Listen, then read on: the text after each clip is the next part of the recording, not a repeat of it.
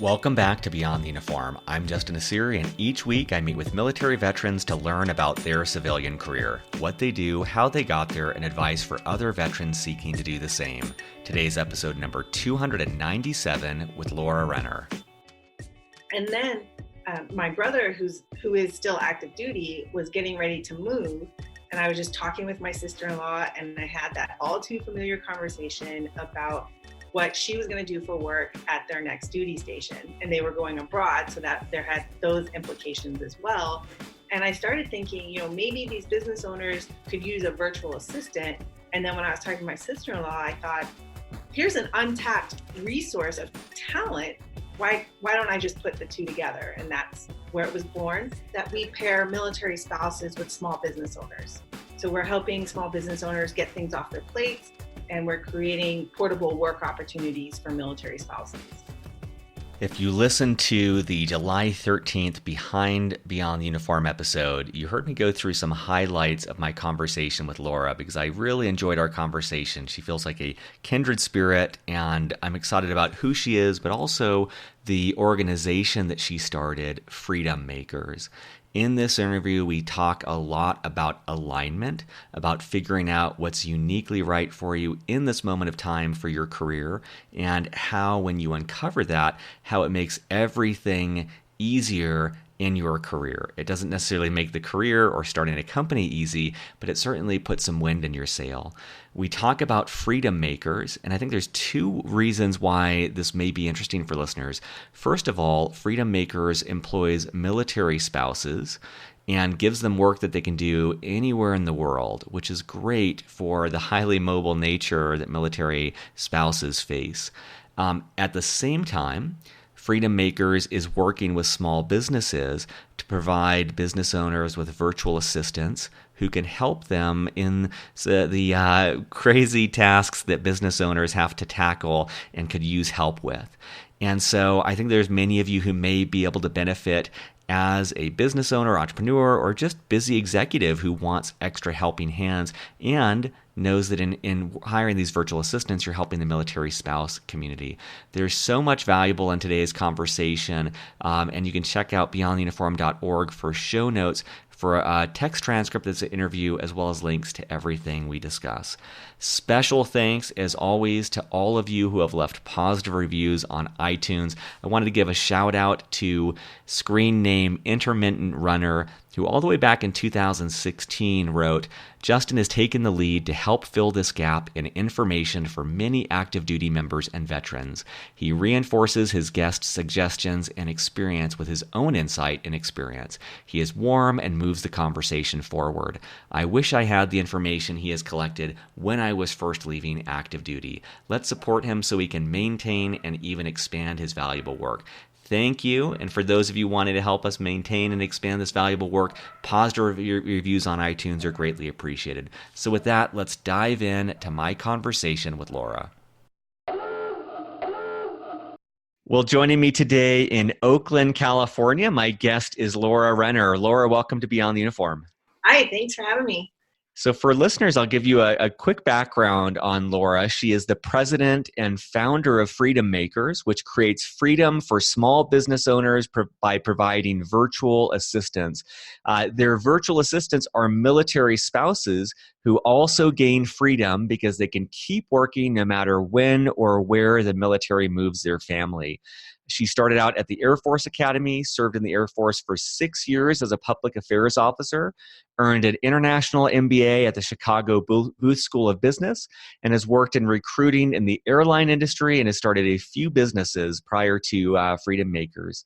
So maybe, Laura, to start off, could you talk us through your decision to leave the Air Force and what your life looked like after leaving the Air Force? Sure. I think for a while I knew I would leave at some point just because I grew up military and I wanted to see what life outside the military was. My dad was career Army. My mom worked on post at the PX. And so our family was all military all the time. And I went straight into it as well. And so it was just something that I knew at some point I wanted to see what life was like outside of the military. And they were offering voluntary separation, and I knew I wanted to get into business. So I thought, well, here's an opportunity. Let's just take it and run. That's awesome. And I love that context too of having grown up in that environment and then, wanting to explore, wanting to try new things. So when you left the Air Force, where did you go from there? I went straight to business school at Chicago. Mm. I showed up on terminal leave. And I'm kind of always curious, given the road that you ended up going into entrepreneurship. What advice do you have for listeners about, is an MBA essential for that path? Is it helpful? How did you kind of consider that? I guess I would caution people to don't do what I did in the sense that I didn't talk to anyone. I just thought, well, I want to go into business. I don't know anything about business, so I should go to business school. I didn't realize the purpose of business school or MBAs or how best to maximize the opportunity of an MBA. I just thought, well, I want to know about business, so I need to go to business school, and I should go to the top one. Mm-hmm. So I certainly appreciate it and enjoy it. Was it necessary to start a business? Maybe, maybe not, depending on what kind of business you want to start. Like if you want to raise funding or if you want to bootstrap it, things like that, or I guess they call it lifestyle business. But it was tremendous. I certainly am glad I went. I do wish I had talked to more people about the opportunities and the best way to get those opportunities once you get out. Mm. And it's funny because my process was very similar. It was a very high level, I need to know about business, so I'll go to business school. There wasn't a tremendous depth analysis there. So that's pretty funny. You also, part of your time was studying in China. You actually lived abroad for a part of your MBA. Could you share a little bit more about that experience? Sure. And that was one of the reasons I applied to Booth, because they had at the time one of the stronger international MBA programs where it wasn't a dual degree. And so part of it included Chicago's on the quarter system. So it included an exchange program with Peking University. And then while I was there, I networked my way into an internship. So I ended up being able to stay there for 6 months. Through the Olympics, which was just fun and fascinating to be a part of that, or to see it happening in such a historic sense, and really just getting to explore business outside of the U.S. Mm. Mm-hmm. And what would you want? Because I want to dive into Freedom Makers, but is there anything else you'd like listeners to know before we get into Freedom Makers about some of the experience you gained between the Air Force and starting the company where you're currently at? I guess I would recommend really take your time to explore what you're interested in. I think, especially if you went in right out of high school, the military picks for you what you're going to do, and you have some say in it, but really they pick. And then they do this amazing thing where they train you in it. And the civilian world is 100% not like that. Some corporations do that, but mostly it's, you got to know what you want and you have to find a way to get some experience to get even looked at for that type of work. And I think oftentimes we leave and we're not prepared for that shift. And so before you leave, if you just take some time to explore what interests you and then figure out how do I explore that more, and just take your time instead of just jumping in. Any advice on how to explore that? I think what you're saying is spot on. Like what advice do you have about like, how do they dabble? How do they kind of get their hands dirty with things? Sure. I think a big thing is, one of the things I've realized is the military community, we're quite insular. And especially someone like me coming from a military background, I didn't think I knew any civilians or how to talk to them. But you'd be surprised at who knows whom. My own sister-in-law has friends who own hotels, who are flight attendants, who, especially when you're still young, you maybe don't know anyone yet who's left the military and can talk to them. But you'd be surprised at friends and family who are doing other things. And then the other thing I would recommend is, just keep talking to people, keep asking, who do you know that does this? I just would like to talk to them to find out more about it. But then also consider in your volunteer efforts, a lot of people, when we think volunteer, we think we'll go build a house or we'll go hand out food. But those nonprofits, they need finance support. They need HR. They need marketing. So offer to volunteer in sort of the running of the nonprofit to get that experience and exposure to find out, are you interested in finance? Are you interested in marketing or HR or other things? And use that as an opportunity to explore what you're interested in. Even better if you can find a mentor who will give you those opportunities, if you will. Like my first corporate job, I was in HR. I thought I was interested in finance. The controller of the company gave me a finance project that he was able to justify was an HR project. And I worked on that and I thought, yep, not interested in finance.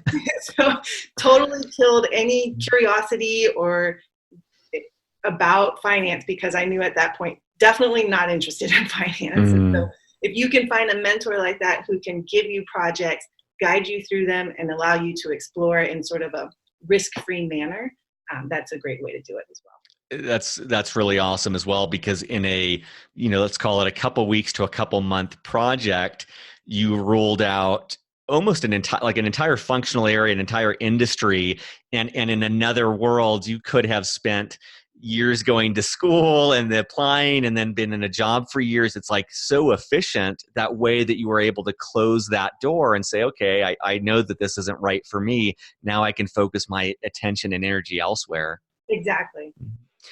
And I love the thought of the volunteering. I hadn't thought of that, but the volunteering, rather than maybe Habitat for Humanity, like volunteering to help a nonprofit, volunteering in an organization is a way of just kind of getting a little bit more of a taste in the buffet of options out there and getting to know what you like. And I really liked what you said about, I think about it in terms of the habitual response that we have. And I felt that too at the Naval Academy and the Navy. There was a lot of autonomy. There was a lot of decision-making control. And then there's a lot of areas where I wasn't aware, where I didn't have decision-making control.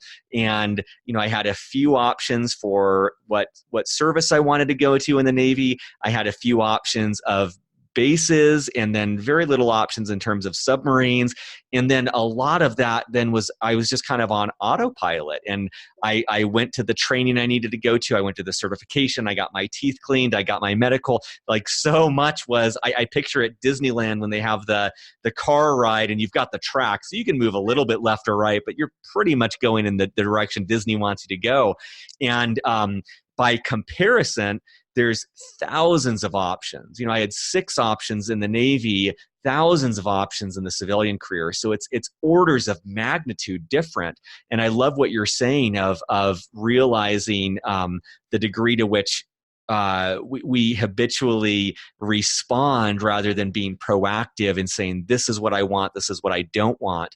And I think that's a great point for listeners.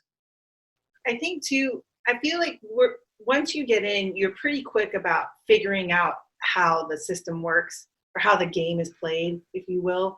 And so in a way, maybe when we get out, we think, okay, now I just got to figure out a new game. How different can it be? But to your point, it's many orders of magnitude different. And once you're in where you're going to be, you can figure out that game. But it's a whole different playing field. Or it's like maybe millions of different playing fields, and you got to figure out which one is yours and then figure out how to play on that field. That's great. That's great. Well, I want to dive into freedom makers, and let's maybe start with actually, I gave a brief explanation, but let's give listeners a little bit more context. You're on the streets in Oakland, you bump into someone who's they're in the Army or they're in the Coast Guard, and they say, Laura, what do you do for a living? How do you answer that? My latest iteration is that we pair military spouses with small business owners. So we're helping small business owners get things off their plates, and we're creating portable work opportunities for military spouses.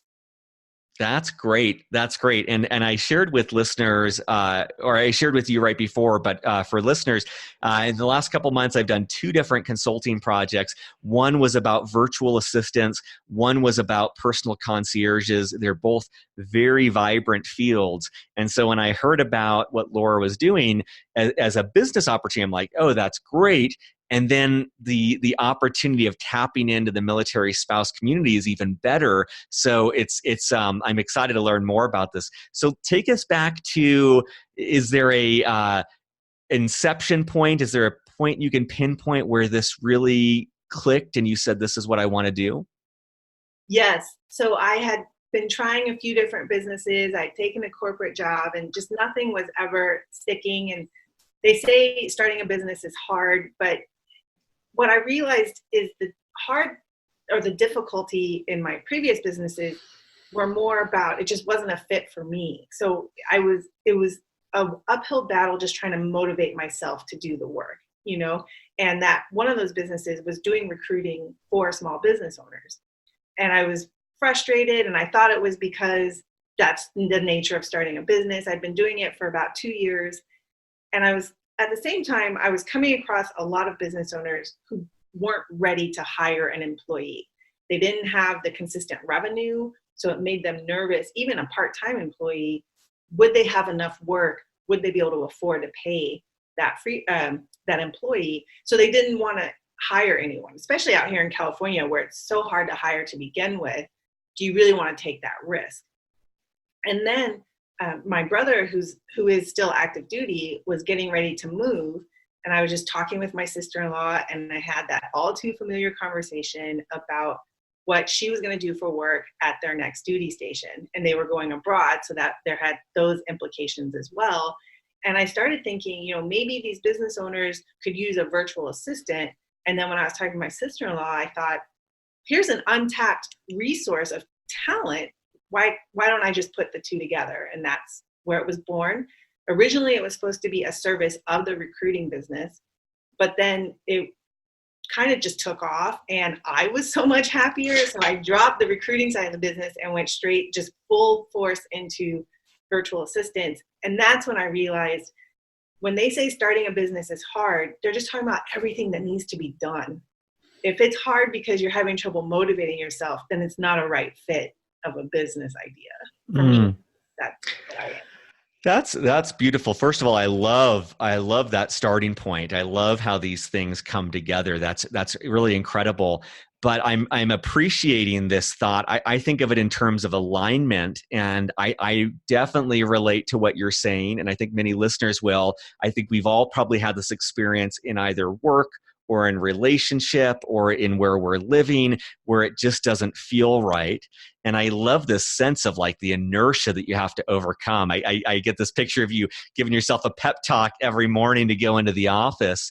And it's clear that the wind is in your sail in this direction. And that doesn't mean that what you're doing is easy. It doesn't mean that there's not extreme challenges there. But the fact that it's aligned with your values, it's aligned with who you are, it's aligned with your interests, it's specifically, uniquely suited to you, that seems to make a critical difference and gives you the energy to be able to tackle all these thousands of obstacles that must come up every day.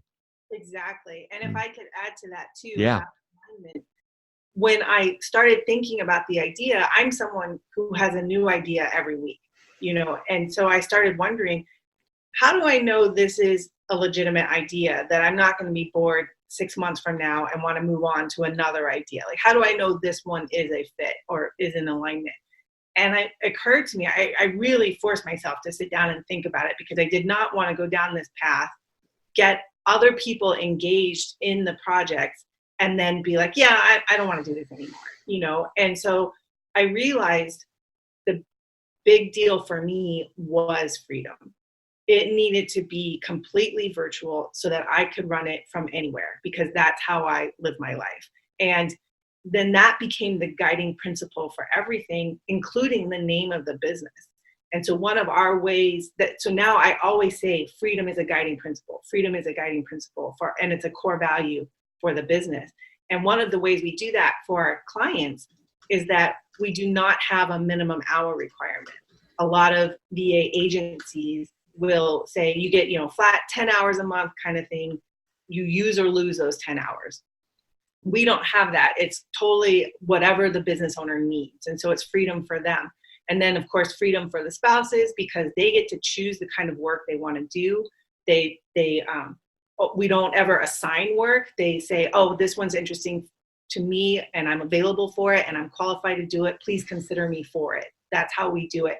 And sometimes, especially with the minimum hours, a lot of consultants or quote unquote business experts suggest, you should do the flat rate because then that makes billing easier. It makes revenue projection easier. And all I say is that's not in alignment with our core values. And it just shuts them down right there. And so that has really been critical in guiding the decisions we make regarding how we're going to run the business, because it's all about what creates the most freedom. And then, of course, that impacted our name too. That is okay. That's awesome. So I know that listeners have heard me talk about working with executive coaches and how they can help you uncover core values and how that simplifies things. This is a beautiful example where as soon as you got clarity around freedom, again, it just feels like the puzzle pieces click in. And what I want to call out for listeners is with Laura, that's helping her say yes to things, but maybe even more importantly, it's helping her say no. And I love the simplicity that brings. And for me, this is also a very, in the last, very recently have discovered too, like I view it as kind of freedom and autonomy and independence. Those are, as my wife would say, that's like probably my number one value. And so I relate to the sense of, for me, it's very big. I want to be able to work when I want to work, where I want to work. I want to be location agnostic. And recently an opportunity came up where a classmate from business school came with this position of running a company. And it was very easy to say no, because it's like, well, that sounds like I'm committed to 9 to 5 working in this thing. It's a great opportunity. Someone else might find it their dream job, but I know that with my values, that's not right for me. And it's still difficult to turn down compelling opportunities, but it's a little bit easier to have a measuring stick to say, hey, this is not ultimately going to lead me to fulfillment. And I think that's really great the way that you spelled that out.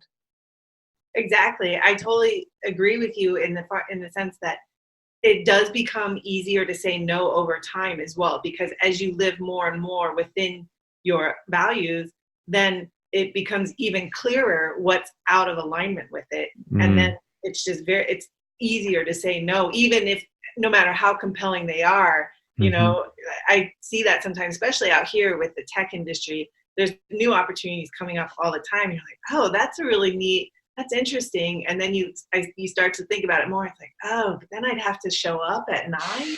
I'd have to wear real clothes. Yep. You also said something I keyed into it because I think you and I are very similar. You talked about how you get really excited about ideas. And then, I find that too. I have a little bit of ADD when it comes to especially business opportunities where I'll get extremely excited. And I own probably 30 domain names where I get excited. I buy the URL and then like 2 weeks later, I'm like, what was I thinking?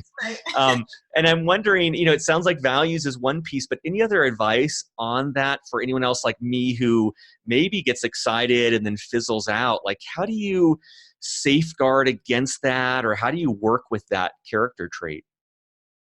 At least for me, what I figured out that works is I came up with what I call a phased plan. And it helps me to stay focused, where for me also, I'm not very time-based.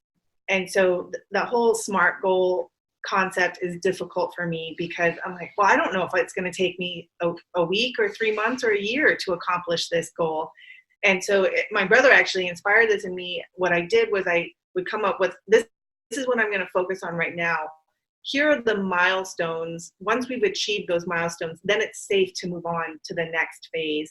And it's not time bound. It's rather whenever we hit these milestones is when it's safe to move on, when there's enough traction, if you will, within that phase to move on to the next phase. So that helps me to stay focused, especially now. I feel like my ideas have become more within Freedom Makers versus a whole new business. And so then it's like, well, if you're going to take on 30 initiatives, you're not going to accomplish any of them. So then I've become better about, well, this phase, we'll add that to a later phase. Right now we're focusing on this phase. So then it's nice because I see it when I go, it's an Excel sheet. When I go to that, I can see, okay, phase 7 is this. I have an idea for that phase. Let me add it to the phase. So then it helps me to not get discouraged. Oh, am I ever going to get to do it? Because I'm like, oh, it's there. I'm building it out for when we get to it. And then when I do have business ideas, a couple things I've learned is I do make sure to give myself a few weeks before taking action, because I've noticed they do fizzle out pretty quickly. And then I make sure I talk to at least 3 people to test the idea. And if they're enthusiastic about it, then it keeps my motivation going. If they're not, then that helps for it to fizzle out more quickly as well. And the nice thing about Freedom Makers as well, with it becoming in alignment, is that also my future plans, I call it the Freedom Maker Empire, where we can basically run all these different businesses from whatever can be done virtually, and then maybe hire people locally for anything that isn't location agnostic, as you said, right? And so now the phases are, we're going to launch this kind of business, we're going to launch that kind of business. So those are far out phases, but it at least gets me a chance to jot down the idea and keep track of it until I do lose interest in it, or until we get to it.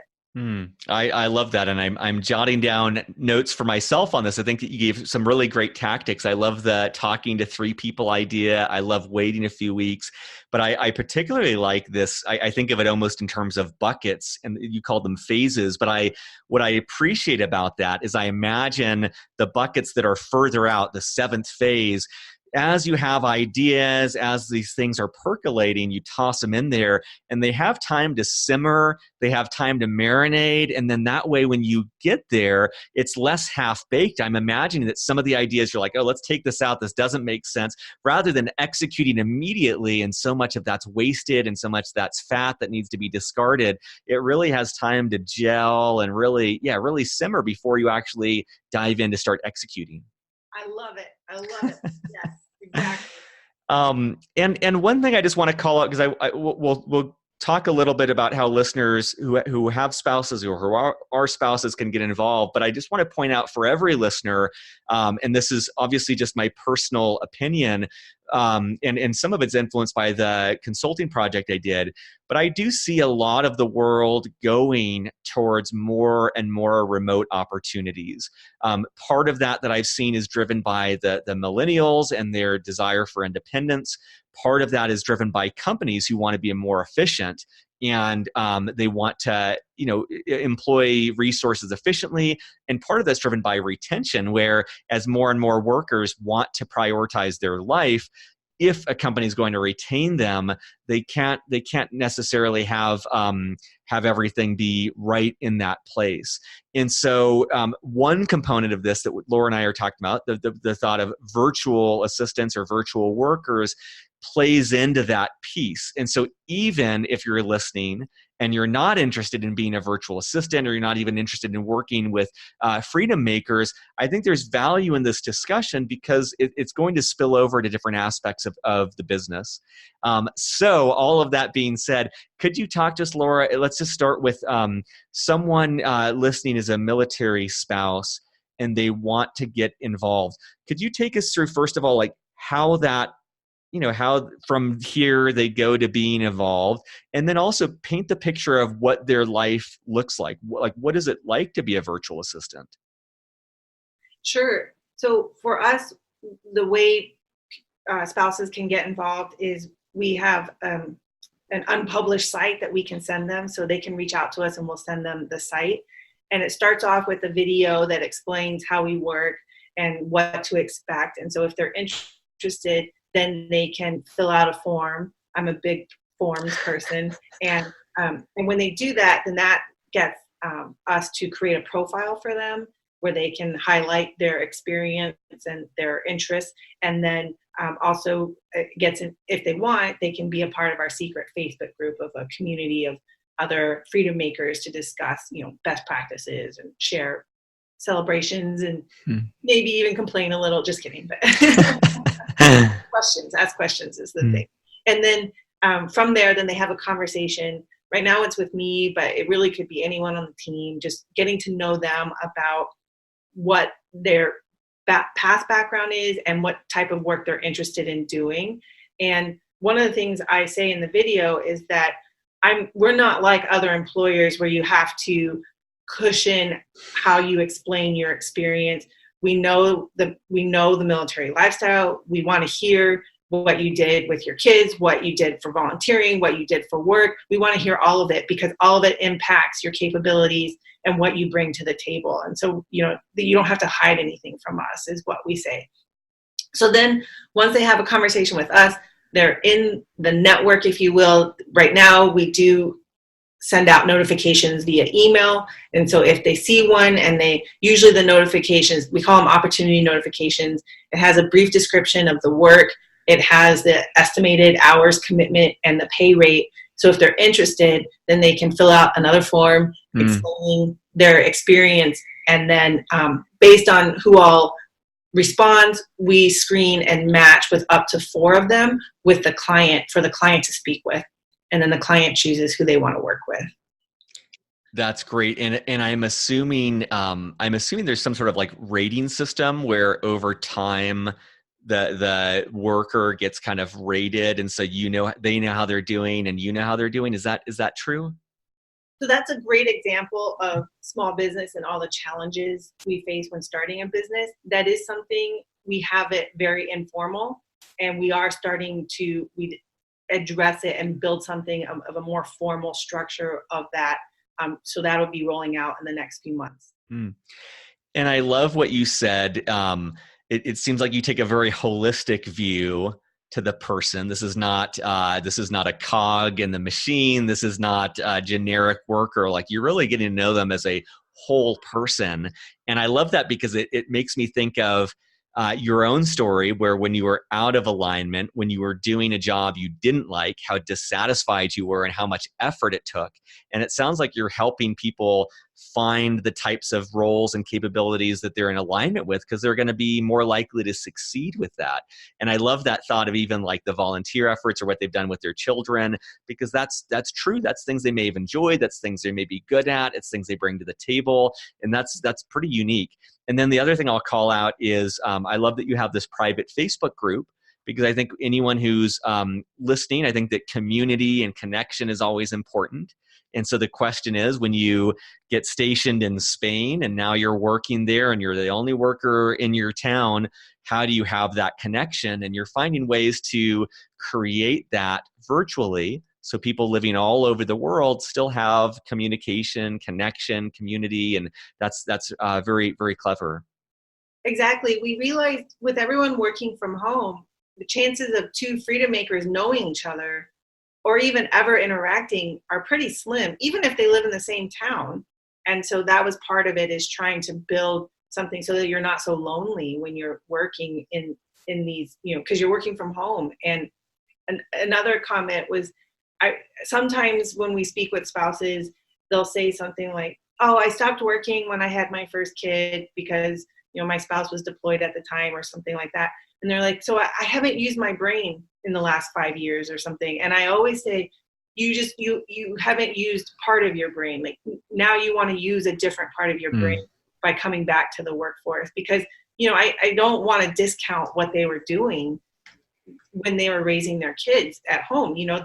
That is not easy. That takes a lot of brain power, and it's a different area of your brain than when you're working in an office. And so that's what I always highlight. I'm like, that you were using your brain. You were just using a different part of it when you were at home versus in the office. That's great too. And it makes me think for listeners, maybe your motivation for joining something like Freedom Makers isn't primarily even the money. Like, maybe it is having something to stimulate you, something to keep you intellectually curious. And, let's maybe use that to transition to, so someone gets selected. They're one of the 4 that gets selected, or they're chosen from those 4 people. They're the one that gets selected for the job. I know the projects probably vary, but what does their life look like? What are some of the things they might be doing? Sure. And it varies too. I think in order to really get sort of full-time work as a virtual assistant, you have to support multiple clients at a time. And some people struggle with the shifting between clients. And some people are better at one client all the time, which there's nothing wrong with that. It's just we haven't gotten there yet where we have sort of enterprise clients where you can do one client and have full-time work, right? So that's one thing, is if you're able to shift between clients quickly, kind of, shift your brain, then that's a VA job is something to consider.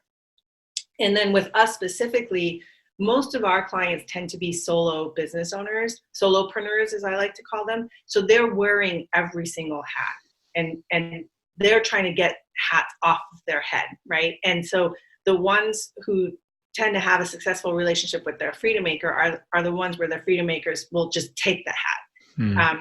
The ones who are like, how do you want me to hold the hat on your head? They don't quite need that. They're like, just get it off my head kind of thing. So some of that more initiative, or I got it, I'll take care of all of it for you kind of thing. And in that, our top requests tend to be around social media, because that's just, that's a beast that you have to feed every day kind of thing. Including e-newsletters. So those types of touch points with prospective clients tend to be popular.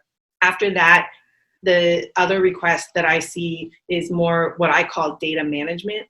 And that's not like high tech, 50 million bits of data type thing. It's, I went to a networking event. I have 30 business cards. They've been sitting on my desk for 6 months. Can you get them uploaded to my CRM and send them a LinkedIn connection invitation, right? It's that type of data management. So basically just helping them keep their hair in one place. They're all bad analogies, but no, it's great. It's great. And I think that, I use a virtual assistant for stuff at Beyond the Uniform, and it's few and far between. Like, I have weeks where there's a lot that I need, and there's weeks where like the last 2 weeks, I haven't used this person. And so I think you're pointing out, like,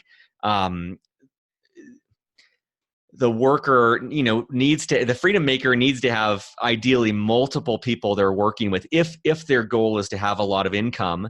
Right. And that may appeal to people who like variety. I'm actually like that. I like doing lots of different things. And so if you don't like variety, you don't like that context shifting, that's one way to see if this is in alignment with you. But I also like, I can relate to that as an entrepreneur. You have so much on your plate, and it literally is like, I need someone to do this, and I need someone smart who can figure it out. Like, just figure it out. I don't want to give you instructions. I want it done.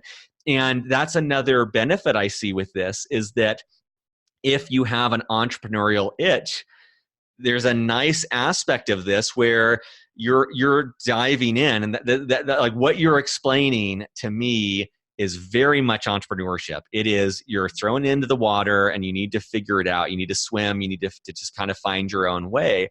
And so this is kind of entrepreneurship light, of being able to see what it's like for that solo entrepreneur and being able to get that experience and actually literally take things off their plate and start to get a bite-sized portion of like, oh, okay, do I like this? Is this overwhelming? Would I want more of this? Would I ever want to be doing all of this?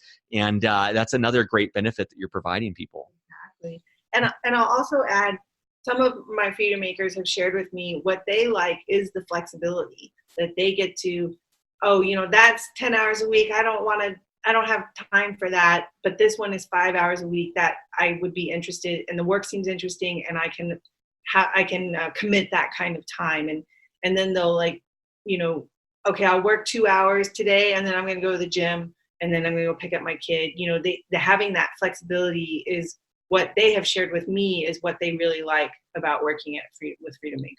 That's great. That's great. And I want to shift slightly. And for listeners, I want to share, when I was doing this research, it became really clear there's so much that I do that I don't need to be doing, right? And so an example might be, my wife wants to go to dinner tonight.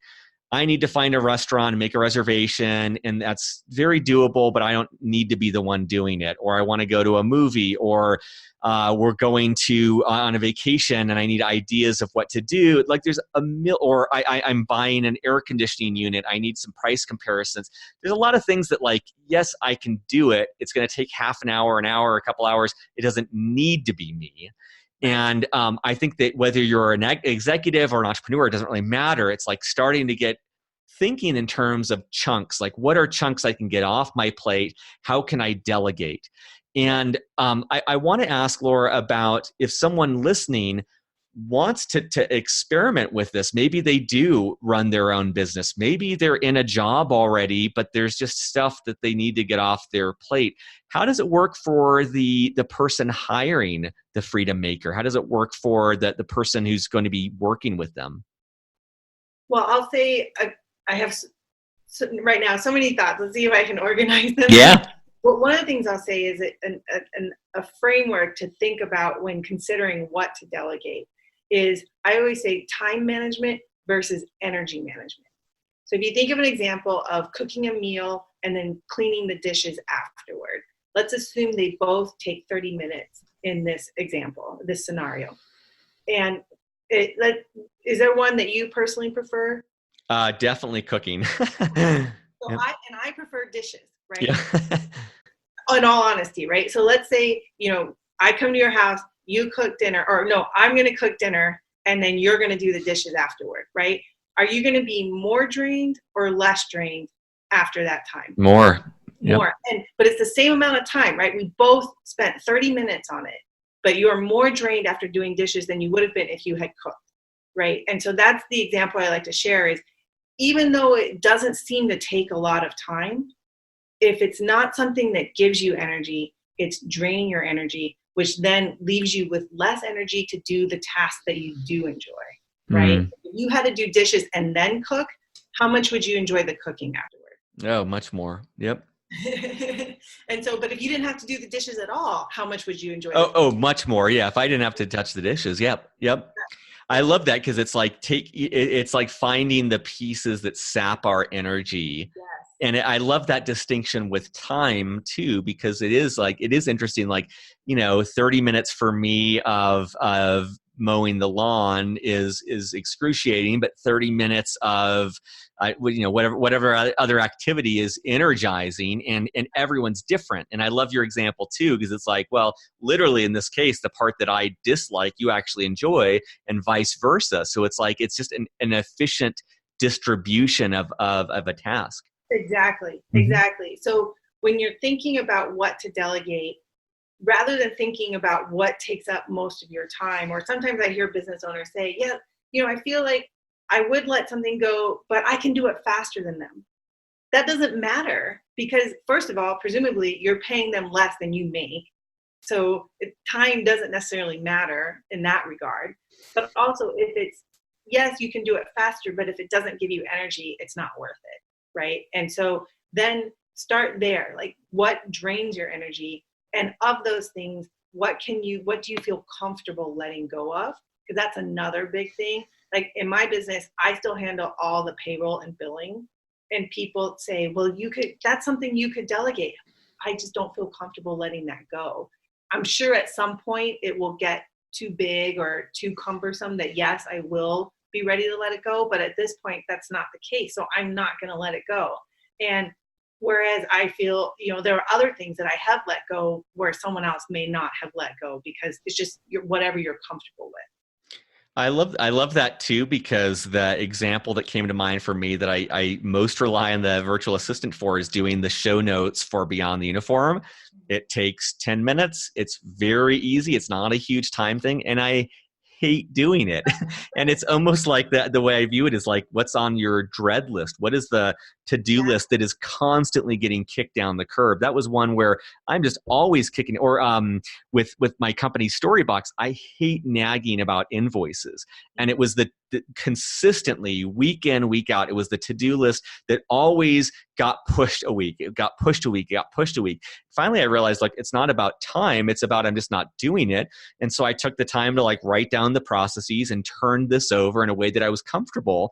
And now it's just like a huge weight off my shoulders. It's not even necessarily the time. It's that energy it was soaking up and all that dread of just feeling guilty that I'm not doing this. Exactly. And that grows, and it takes up more and more space in your brain, to the point where when you're showering, when you're driving, when you're exercising, you're like, oh, I got to do that. And then it just takes up so much space. And once you let it go, it's such a huge relief. Yep. And I would say that leads to my final point, which is, when you say, that great example where you said you wrote out the processes to have someone else do it. And what if you had done that and it ended up being 100 steps and it was it's too big. How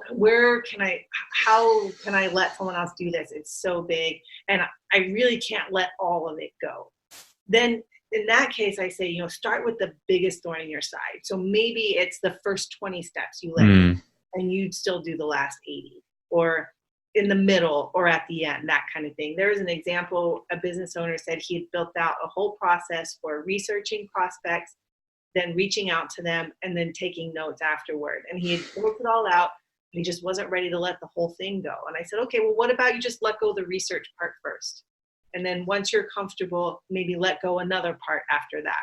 And so just break it down into smaller chunks until the part you're comfortable letting go, let that go. And then I always say it's like the thorn in your side type thing, where once that thorn is gone, the next one comes up. And you just keep letting go each little thorn until and it's always going to happen. As a small business owner, you're always going to have the next thorn. But then maybe once you let go completely of invoicing, now show notes is bothering you. So then you start working on the little pieces to let show notes go. And then the next thing bothers you. And then, you know what I mean? So you get a little bit of relief, and then the next thing comes up. And but it's nice. It's fun once you realize, oh, I want that relief again. What can I let go? Yep. And I'll point out too for listeners, like one of the reasons why I've really appreciated having a virtual assistant is I've learned, and longtime listeners know this, I've learned I don't enjoy managing people. And, part of that is the dependency, and, if this person leaves, then it's a pain in the butt to find someone, and the amount of vetting. And, one of the best professors I had at business school, he's a chairman at JetBlue Airlines, said if he hired 50% of the time correctly, he would have been happy. Mm-hmm. So, there's also this enormous risk in just realizing that even the best people get it wrong half the time. And so there's a lot of risk in training someone and then losing them. And then, the difficult conversation of having to fire them and all of these things. And then the other component is like, I'm very efficient. I want the most out of someone. So if I'm paying them to be there all day, then I'm wondering, like, have I given them enough to do? And so just a couple of things that I would point out about what Freedom Makers is doing is, first of all, I work with someone there. If they leave, great, I've got the process there. It can be turned over to someone else. It's a very easy, interchangeable piece. I don't have to train someone that much. And then the other piece is, look, if I have a week where I've got a ton to do, I can pay them to do a lot. And if I have a week where I have nothing to do, I'm not necessarily paying. I'm assuming there's some sort of model that's either subscription or paid by time or something like that. But it's at least, no matter what model it is, it's at least less than paying someone full time when you might not have full time worth of work. Absolutely, you're absolutely right. And I tend to say there are 4 types of VA companies. There are the tech companies like Upwork or Fiverr, where you do have to go find them yourself. Then there are the independent freelancer ones where it is a solo person. So then you have to contend with their availability, but also having backups or things like that. Then you have the international companies. So if you're comfortable with working with someone who's not familiar with Western management practices or different time zones, things like that. And then there are the agency model, which is what we are. And so we have what we call a success manager. And so they're there to help ensure the relationship is successful. And if it's not, to address it, to find a replacement, to bring in a second person for high volume times, or maybe for a one-time project. So we do all that exactly like you said, so that the business owner doesn't have to manage like an employee, and they have the availability to get the work done as needed. Mm. And I know we're running short on time, but I also know a lot of listeners are interested in entrepreneurship, and I'm just curious, any advice you have if someone is in the military, or maybe they've already separated, but they have that itch to start a company. What thoughts do you have for them? I think my biggest one, especially in line with what we've discussed today, is build it the way you want to live. Mm-hmm. And so for me, I know the 4 Hour Work Week, it can be kind of a cliche book, and it's a bit extreme, but just the premise of it, of build it how you want to live. And so I've seen that where business owners, one, there's this, what's it called? Misconception of hustle. You have to hustle in order to succeed. And then, but also if you don't think through how you want to structure your business in the sense of how you work with clients, what kind of clients, when you work with them, who's going to work with them? Is it going to be you, or are you going to hire people to work with them? Things like that. Then I see people who end up working 12, 15-hour days just because they have to, because they haven't structured their business to be how they want it to be. And in order just to, it becomes another treadmill, or what's it called? The mouse wheel, right? Yep. And so think through, how do I want to live my life, and build your business model around that. An example, a friend of mine, she's a career coach, and she kept thinking, oh, I need to do the online class, get that passive income from the online classes. And it wasn't in alignment, and she kept struggling with trying to get it up and running. And then she had this epiphany a couple weeks ago. She's like, my favorite thing is training and one-on-one work with clients. And so she let go all of that other things that she thought she wanted to do, and just has now just buckled down on, I want to work with individual clients, and I want to offer training through workshops. And it's like released so much for her. And so that's, I will say, again, going back to take that time to figure out what you want to do, think through how you want to structure or model your business so that it gives you the kind of life you want to live, regardless of how much money it makes, but rather, like we were saying, location agnostic, or what kind of time you're going to spend on it, what kind of clients you're going to work with, those types of things. And I feel like the 4-Hour Work Week at least will get you to think about how you want to structure that. I think that's incredible. I love, we've talked about alignment. Another way for listeners to think about this is honesty and integrity. And I think in the military, especially at the academies, it's kind of drilled into you. I have a very narrow view of integrity as kind of saying the right thing, doing the right thing. But I think there's an aspect here of being brutally honest with ourselves. And for listeners who've listened to other episodes, you'll remember for me, for years, for half a decade, I told myself I was in the military. I'm great at managing people. That's what I'm going to do. And I kept on telling that to myself until I realized, like, oh, I actually really dislike it. It was my wife who pointed out, she's like, you really don't like managing people. It really frustrates you. And there's like this moment of like, oh man, I want to view myself as a manager. I want to continue to tell the story. And that's just not me. That's just not who I am. And so I love this thought of being honest as we change over time. And I also like how you pointed out hustle. I've talked about Gary Vaynerchuk before, Gary V. There's a lot about Gary V that I like. There's a lot about his podcast and his message that I like. And that's another one where I'm being honest. If I'm honest about looking at the points in my life where I've really excelled and succeeded, it wasn't because I had this mindset of like, oh, I'm going to grin and just hustle and work 24 hours. It was much more, I was so in love with what I was doing. I was so impassioned that the time didn't really make a difference. It was an act of creative self-expression. And so for me, if I'm trying to tap into hustle, that takes me in a very different direction rather than like, how can I set myself up to create something that comes from my heart? And that's where I'm in flow. That's where I really have the benefit of like this wind blowing with me.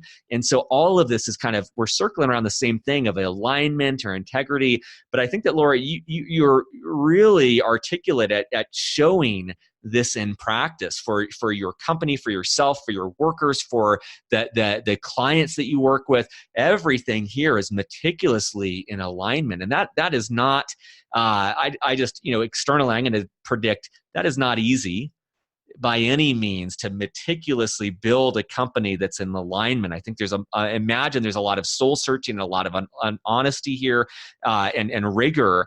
But when you get that built up, you've built an engine that's just gliding in the way that is going to be best for you and your clients and your workers. And I really admire that. That's not easy to do. Thank you. Yeah. Yeah, I feel like in some ways it's become easier, as we were saying, like when you get more clear, it becomes easier to say no, right? But at the same time, there is a lot of doubt. Sometimes I wonder, is this the right path? Could we be more successful if we had gone the path everyone else seems to go down? And so that has become, that's probably the biggest thing that nags me. Like, I do still wonder, is this the right path?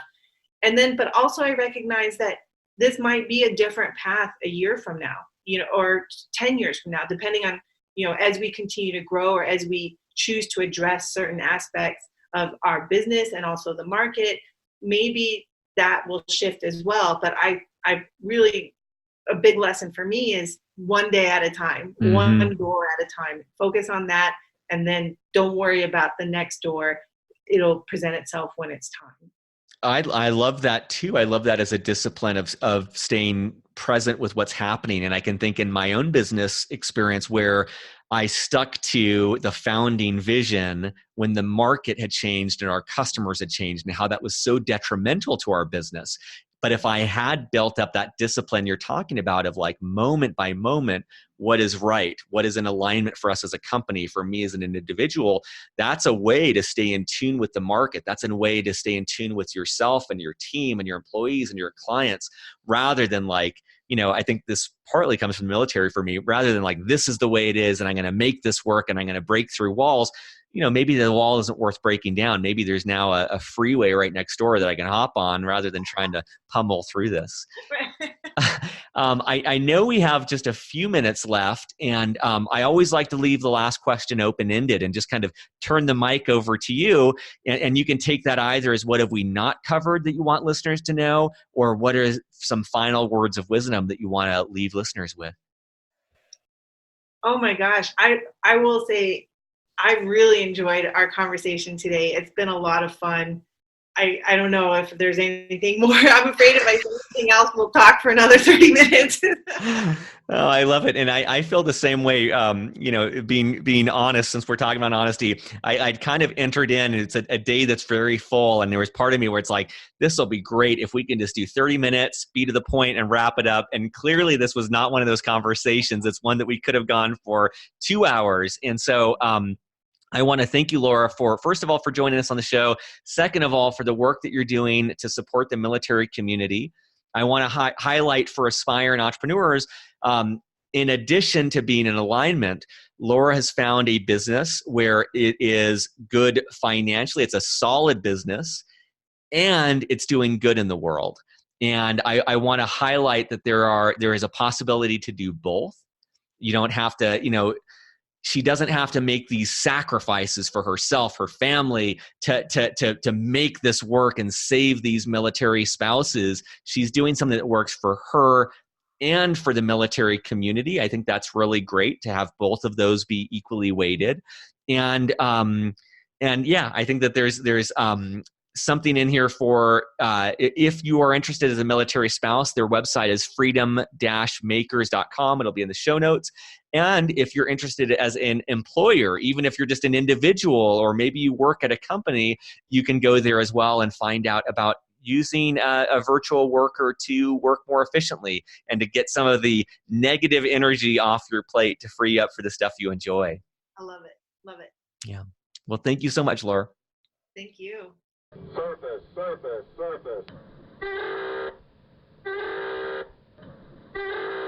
Thank you so much for listening. I hope you enjoyed this episode. Quick couple admin points. We release brand new episodes every single Monday and Thursday. Those are usually recorded about a month or so before they go live. Every Monday and Thursday, we have an interview, usually almost always with a military veteran about their civilian career. More and more, we're starting to add in experts who may not be veterans, but may have some expertise that will help the military veteran community. Saturdays, I typically post more of a behind the scenes episode, which is a free form format. I try to use what I'm calling a mullet format. And by that, I mean business up front, party in the back, talking through admin points, professional topics related to the podcast. It might be a conversation I had that week. It might have been an interview I had that week, but just trying to share things that are top of mind that may help you in more of a free form, straight from the heart format. And then the party in the back is the personal side of things, just kind of more free-flowing thoughts on life, on improving oneself, just kind of whatever's going on in life, and trying to be authentic and honest about those things as well. Special thanks. We have an all-volunteer army of people behind Beyond the Uniform making this possible. We do this on our lunch breaks, on our evenings, on our weekends, because we love the military community. We want to give back. We want to make a difference. We want that as part of the purpose in our life that we valued in the military. So special thanks to Steve Bain. Steve does pretty much everything. He helps secure guests. He does our newsletter. He keeps the reels rolling and keeps me sane. Kathleen Dillon, the first person to join our team. She writes text transcripts of every single episode. It's wild. She keeps up with 2 of these a week despite a demanding career and education right now. But those transcripts help us get more SEO value, helps her audience more. Andrew Woolridge is our data guru. He helps us understand the numbers, which is the easiest way for us to figure out how we can better support you, and adds kind of the data oversight for that. Rick Healy does all of our social media. He is gaining more and more of an audience for us by getting our videos, getting our podcasts out on social channels. The best way to stay in contact with us is if you go to beyondtheuniform.org, there is a newsletter. You'll have a little pop-up that comes up. You can put your email in. We email twice per month. We try to be respectful, but it is a great way to get appraised of upcoming events, upcoming interviews, promos where companies are giving discounts to Beyond the Uniform listeners, and more. This does cost money to put on. We are committed to not charging veterans directly, and the way that we kind of offset costs is through corporate sponsors. So if you know of a company that would like to get in front of a military audience and their families, that's one way that we can both add value to our members, but also offset the costs of Beyond the Uniform and give us a little bit of budget to start expanding what we're doing. So that's the best way you can help us. If that's not something that you can do, a positive review on iTunes is greatly appreciated. Have a wonderful week. We will be back Monday, Thursday, and Saturday with more interviews. And keep up the listening. Take care.